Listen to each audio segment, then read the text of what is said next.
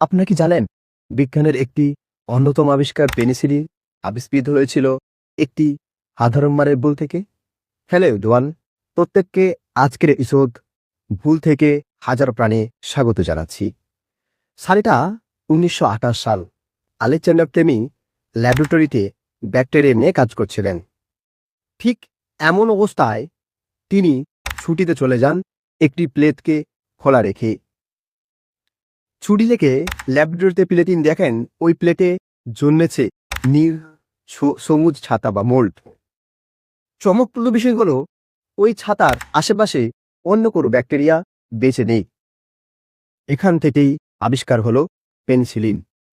ওই নীল সবুজ শাখাটাই ছিল পেনিসিলিন, যা আবিষ্কৃত প্রথম অ্যান্টিবায়োটিক, যা আজও হাজারো হাজারো মানুষের প্রাণ বাঁচিয়ে চলেছে। Thank you.